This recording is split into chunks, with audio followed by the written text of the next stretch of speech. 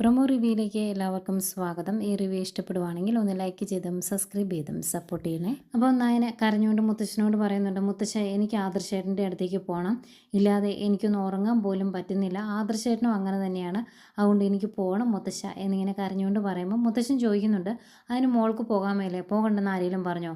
ആദർശിൻ്റെ കൂടെ തന്നെ പോകാമായിരുന്നല്ലോ, ആരെങ്കിലും മോളെ തടഞ്ഞായിരുന്നോ എന്നാണ് മുത്തശ്ശൻ ചോദിക്കുന്നത്. ഏതായാലും നയന അവിടുന്ന് പോകാൻ തീരുമാനിച്ചു. ആ കാര്യം ദേവേനയോടും പറയുന്നുണ്ട്.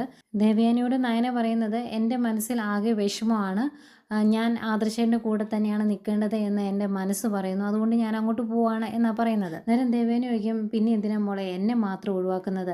മോൾക്ക് ഏതായാലും ഈ സമയത്ത് ഒരമ്മയുടെ പരിചരണം ആവശ്യമാണ്, അപ്പം ഞാനും കൂടി വരേണ്ടതല്ലേ എന്നൊക്കെ ചോദിക്കുന്നുണ്ട്. ഇനിയിപ്പം നയനയുടെ കൂടെ ദേവയാനി പോവോ എന്നറിയില്ല. അതുപോലെ നയന പോകുന്നതിന് മുമ്പ് ചന്തുമോളെ കെട്ടിപ്പിടിച്ച് കരയുന്നൊക്കെ കാണിക്കുന്നുണ്ട്. ഇനി ചന്തുമോളെയും കൂടെ കൊണ്ടുപോകുമോ അതോ അബിക്കും ജലജയ്ക്കും നോക്കാനായിട്ട് അവിടെ നിർത്തിയിട്ട് പോവുമോ എന്നൊന്നും അറിയില്ല. ഏതായാലും ഇതൊക്കെയായിരുന്നു പ്രൊമോ.